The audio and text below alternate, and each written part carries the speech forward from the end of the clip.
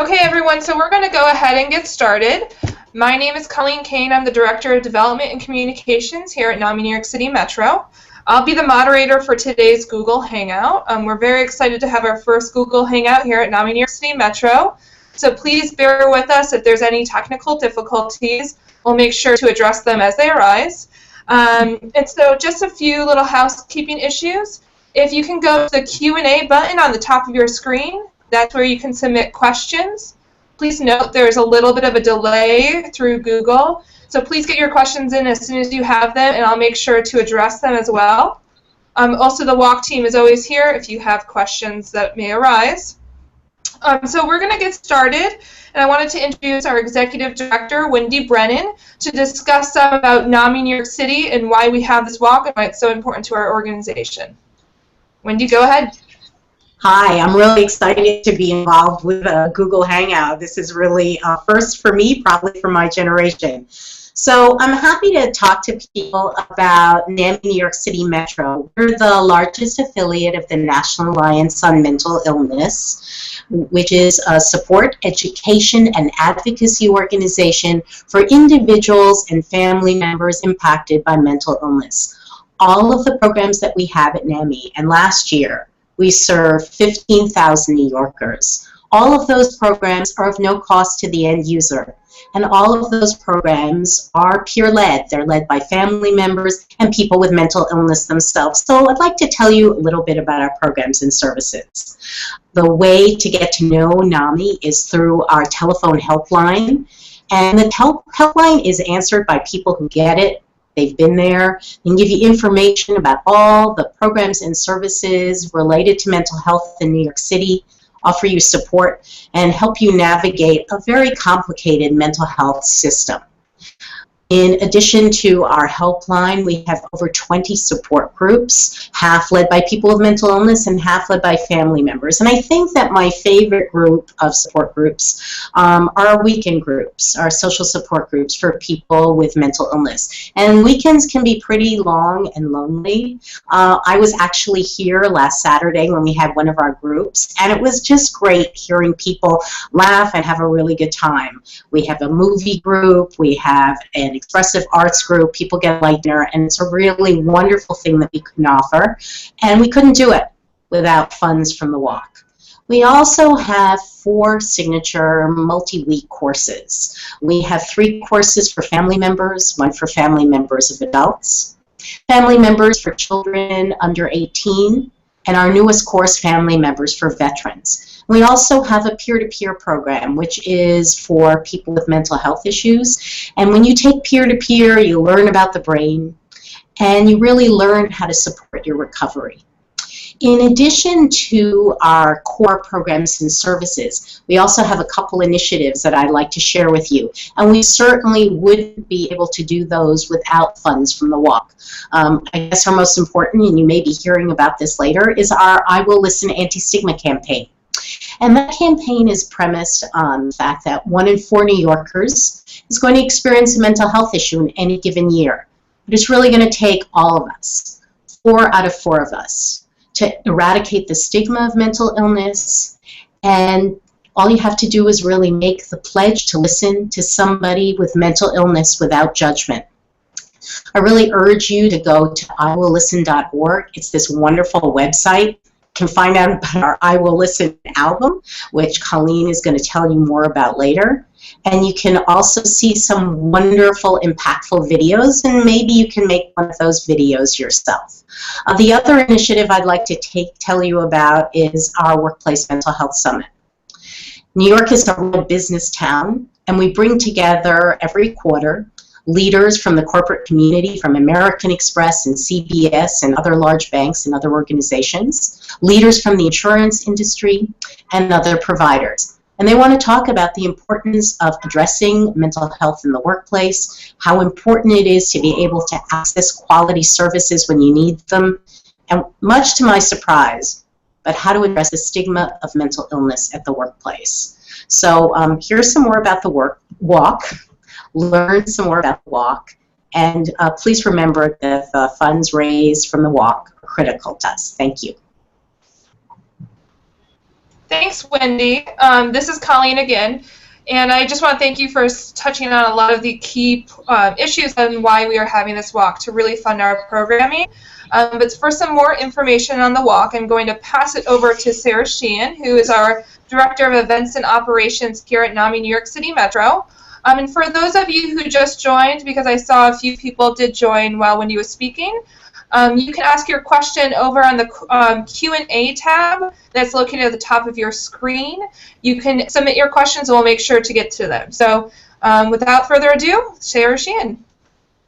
Hey everyone, I am going to kick this off by giving us a little walk background, and then I'm going to turn this over to some of our real-life top walkers that we have in the room, and then I'm hoping that you guys have any questions or want to share any of the things that you have. You can use your chat bar. So I'm going to just start out with just a little background on the walk. Maybe it's your first year, maybe it's not your first year, maybe you just want to know what's happening. So I'm gonna get you up to speed on that. We're in our 9th year now, can you believe it? 9 years of NAMI Walks. And in those 9 years, we've raised $3 million, close to $3 million for all of our programs. This walk is a huge, huge event for the community, and it's a huge event for NAMI New York City Metro. It's the largest mental health walk that there is in the city. NAMI Walks all across the country are the largest mental health walks that there are. We have about 5,000 people who come out and participate last year, and we expect to have the same this year. Last year we raised $469,000, and we'll be raising about $500,000 this year with your help. That is about a third of our programming for the year. A third of that all in one day, and just in a few months, one day and a few months of your work will get us there. That pays for all of the no-cost programming that we have. So this walk is a huge, huge, huge undertaking, and it's a huge day for the community. It's one really positive, fun day for everyone to come out and to say that stigma is not okay, and we can talk about mental health, and this is our day. This is our day that we get to have. And for many people, we don't feel like we have that day. And we want that to go away. NAMI Walks is really about breaking the stigma around, I'm going to turn off my phone, sorry. It's really about taking that stigma away and making it okay to talk about mental illness, as part of the I Will Listen campaign is doing as well. And this year, we're really excited that we're adding an I Will Listen Day to the walk. So it's not just about walk, it's I Will Listen Day, official one, first one for New York City. We'll be having a concert at the event after with a few of our I Will Listen performing artists from the album who are going to play. And it's going to be a really, really, really great day, and it's a great day that you're a part of and you help make. It's not about anything that I'm doing in the background. I'm just here to help you. It's really about you do and what we all do together for the community. And some of the things that we all do together are fundraise and get the word out about the walk. Some of the things that we're doing is about fundraising is not just about fundraising. It's about letting people know that it's okay to talk about mental illness and letting them know that NAMI Walks is here. So you're not just reaching out to people to ask for money. You're reaching out to let them know that we have services for them, and that this is something that's important to you. And I'm going to turn it over to one of our leading team members. It's Jess Walker. You ran a team of 30 people last year, close to 30 people, raised over $16,000 with your team, and just want to get some ideas from you as to what you did last year. Yeah, sure. Hey, everyone. I think that we came in third last year. If I'm not mistaken. I'll let Sarah, Colleen confirm that, though. And this year, I guess we're going to shoot for second or first. Who knows? We'll see. But yeah, this will be my third year walking, and I will say that I think for us, so I'm part of the YPAB, the Young Professional Advisory Board, and for us, the group, it was pretty easy to form the group, I would say, because it was just it was a group of people that had come together already for the Young Professional Advisory Board, and so, we were a natural team kind of ready to go. So the actual formation of the group was maybe not so tricky, but where I think we had some challenges and some things that I would just have people think about as they start to kind of form their team is, getting people to maybe raise the money early on. So some of the things that I tried to do last time around, and I mean, obviously we were successful, but that I think we're going to try and be even more successful this year, is just to, send people out. Well, what I would say what we need to do probably is send people out some scripts that they feel comfortable sending out to their friends and colleagues. And I actually, and I think along with Sarah, if I'm not mistaken, I think you created one as well, sent out a script, one that was kind of more geared towards colleagues, one that was more geared towards friends and family, just so that people could take that sort of early on in the process and then distribute that to various different people. I think that was something that we did that was quite useful.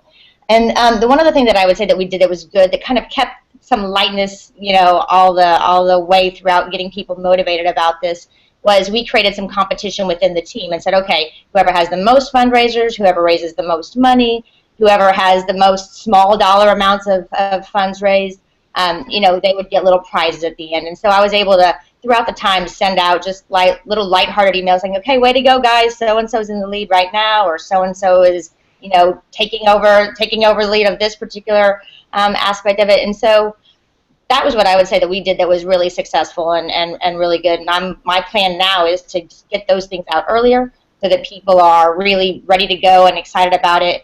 And, just kind of keep up the communication with the group the whole time. So those would be the main, I guess, points that I would make on that.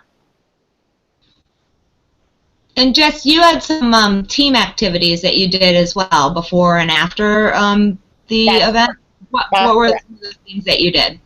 So the team activity, the main team activity that we actually had was one that was after, and we had a brunch with everybody. So we said, okay, look, we're all going to be there. Let's get together as a group afterwards. And so we planned a group. Actually, we got together with a couple of other teams, which was really nice because it allowed people to, meet other people who were concerned about mental illness, meet, the chairwoman of the board, Barbara Ricci, get involved with other people. So I think that was a nice thing to do. And then we also did do a little bit of a breakfast thing beforehand as well. And so got people there early, ready to go, kind of enthusiastic about the event. And who did you reach? How did you do your fundraising? What did you do for a reach out? Who did you reach out to? Who didn't you reach out to? Me specifically? Sure. You did quite well. Yeah. Okay. So in my particular fundraising, I reached out mostly to colleagues and to family, but I think the thing that really was the thing that I guess drove it home was that I reached out to them. I kind of personalized, as I said, my emails at the beginning. So this was obviously geared more towards family. It was a much more softer email, perhaps, as opposed to ones that were sent out to colleagues that were a little bit more formal. And then I followed up with a lot of people individually in person. Every time I saw them, I would remind them, hey, you've got to donate. So again, I would kind of harp on that, send out early, because that allows you to come into contact with that person again, and then you say, okay, by the way, did you see my email? Are you going to donate? And most people intend to donate, but sometimes your email gets lost, and so you just have to remind them again. So I think, I would say send it out early, get the notice out there, and then you'll always have the opportunity to follow up again. That's like super point, and that's key. I always say you have to send at least 6 emails to get 1 donation out of someone. Not because they don't want to donate, it's just because how many emails do we all get in a day, and it's going back down to it and finding it. It's just one of those things that's, I mean to do things, and I miss how many emails. Wendy can tell you I miss all kinds of emails. Yeah, exactly. But so just sending the 6 times, and again, that's starting at least 6 times. I'm all with the 6 and doing that bulk send too. Yeah. I'm gonna let Rob jump in here. Rob is part of what I like to call a dream team, and the dream team is my team. We've actually gotten ourselves to, we had another participant who's not on here today, unfortunately, but we've gotten to the point where almost every single team member except for one is a walk star on our team. We have 10 team members. Every last team member is a walk star, which is, we're the only team that looks like that. And how we've motivated people to do this, it took 6 years to get us all there. But I think that Rob can talk a little bit about how he's made that transition into getting more geared up in fundraising and getting that competition going with our team. So I'm taking it to you, Rob. Thank you, Sarah.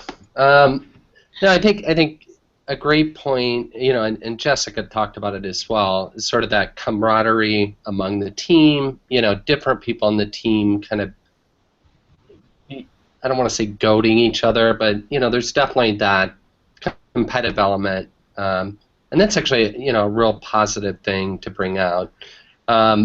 Jess mentioned it also.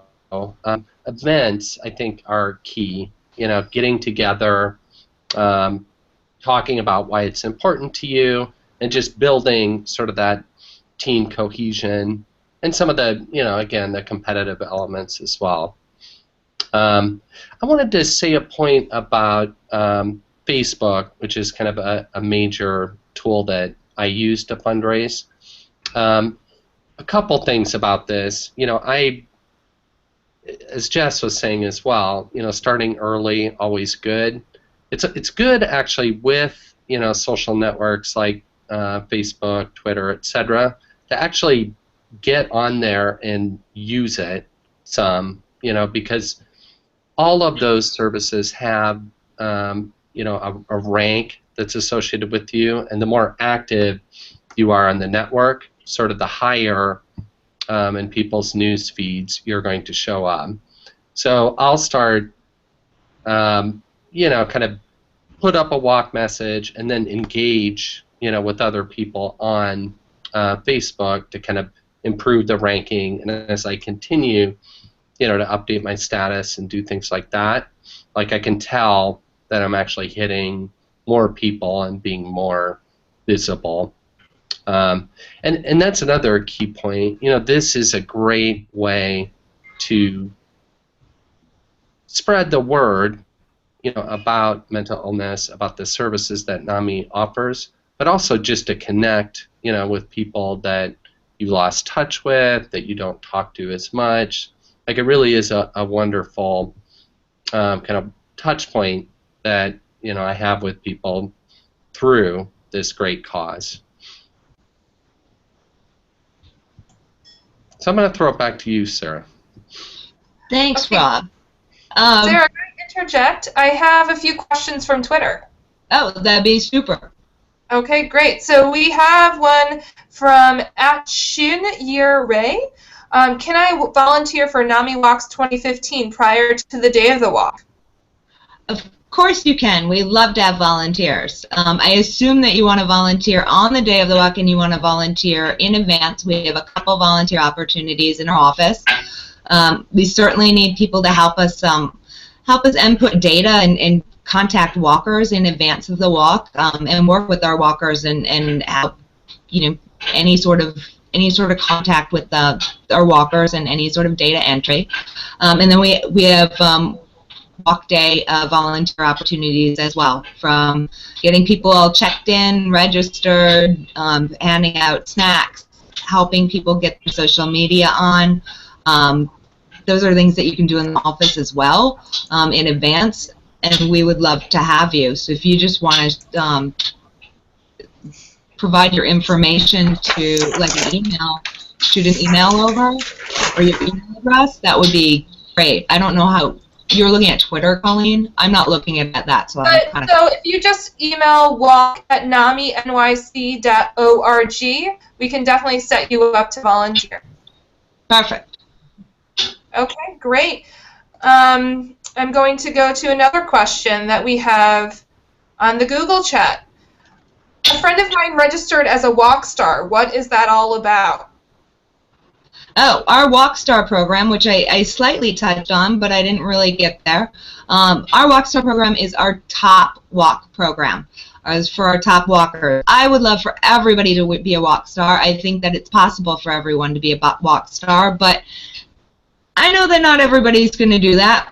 I'll get you there eventually. I've only had 8 years to get part of the people here, so I still, I think, need another 8 years to get everybody to be a walk star. Our walk stars raise $1,000. you get to have special entry at the walk so that you can bypass all the lines. You'll get to, oh, it looks like we have our other participant joining the call too, so he's going to talk shortly. Okay, great. Oh. Sorry, and he just chatted me too. Okay, sorry about that. Got a little lost. So our walk stars raise $1,000. You get special entry. You get a wand, a crown. You get all the bragging rights of being a walk star, and you're one of the elite people.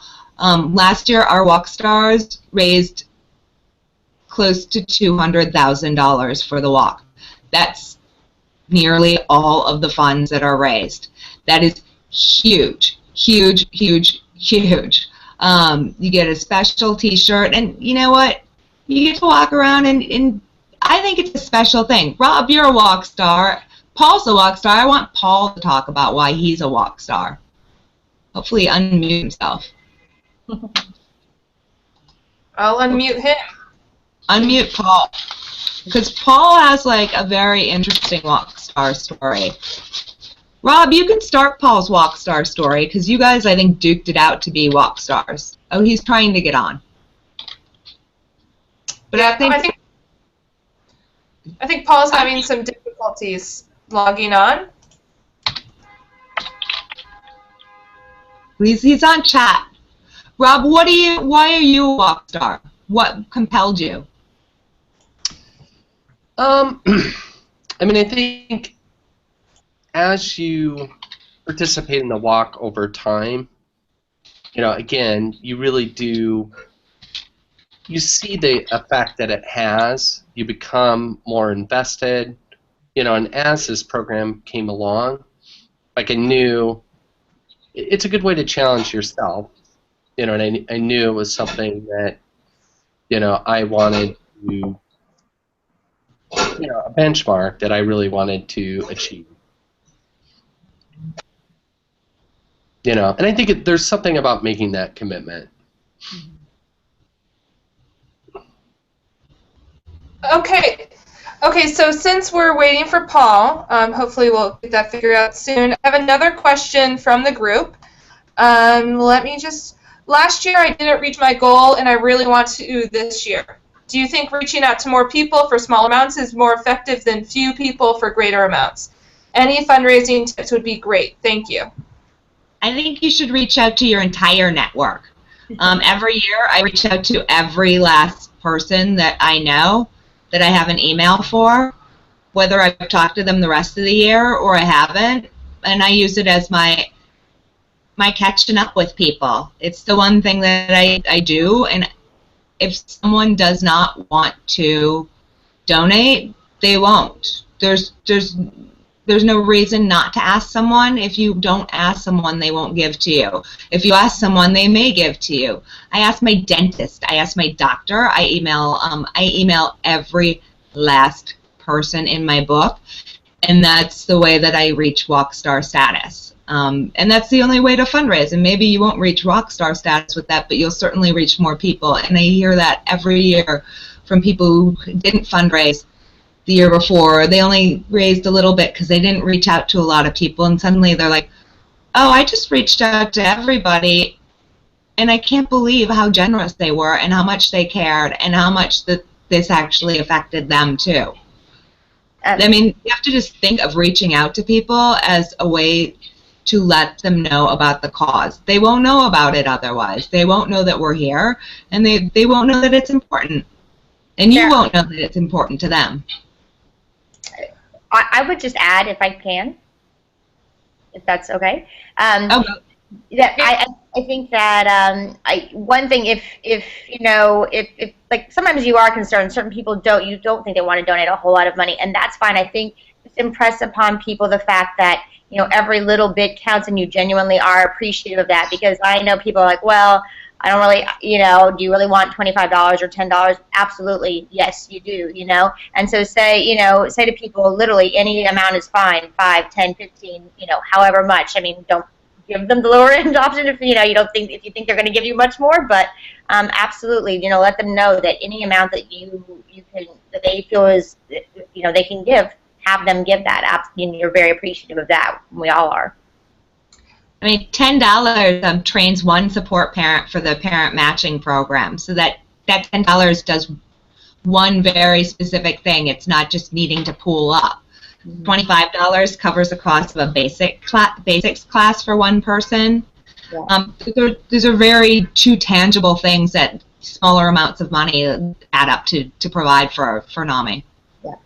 Yeah, I want to echo, what Sarah and Jess said. I hit up everybody, everyone that I can possibly hit up, and I never say how much anyone should necessarily give. One thing I do is I keep track of sort of people that have given in prior years, and I'll reach out to them in a more kind of personal way, kind of thank them again. You always want to thank anyone that donates, but kind of pick up that trail, thank them again, and subtly kind of remind them of the amount, and hope that they'll give as generously, kind of this year as they did in years past. But other than that, I never say, well, I do a countdown. Like as I start to get close to a goal, I'll speak to, I just need, X amount more. And I think that, that sort of cements in people's head, kind of a target that they may want to give for. But generally speaking, hit as many people as you can, and I think it's not about the amount, it's about the reach. Again, it's, as Sarah was saying, it's about promoting NAMI-NYC and breaking the stigma around mental illness. So every time you reach out, that's what you're doing. Great. And I just want to make one point. Along the lines with I Will Listen is that when you reach out, sometimes when I do my outreach for the walk, I cast a wide net, and I learn a lot about the people that I thought I knew. People will tell me, I didn't know you were so involved with mental health, Colleen. I have a sibling, or X, Y, and Z. So it's a really great way to connect with people, and you don't know who is impacted and who really cares about mental health. So cast that net far and wide. But I also see that Paul has successfully joined us now. So here. So I'd like to throw it over to you, Paul, and I think, Sarah, you had some specific questions for him as well. Well, I wanted to get Paul in here because Paul again is part of this big all Walkstar team. Paul decided to join the Walkstar status a couple of years ago. Paul, do you want to just talk about what you've done to get in there? And then also, Paul, you were a virtual walker last year, which is an option for people. Yeah, sorry, I can't remember what I was doing last year, but I couldn't make the walk. I think my mom was in town. That's what it was. Yes, that's what it was. Yeah. You had to pick her up from the airport. Pick her up at the airport early, yeah. So I had a good excuse. So I would say, well, really, I did it for the wand. That was the main impetus for me.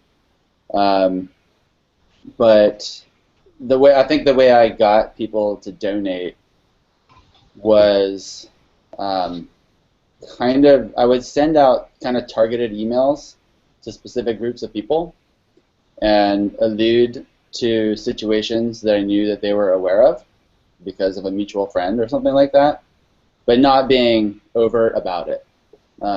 Keeping the message general, but if people are paying attention, they'd know who I was talking about or what I was talking about and how it affects them.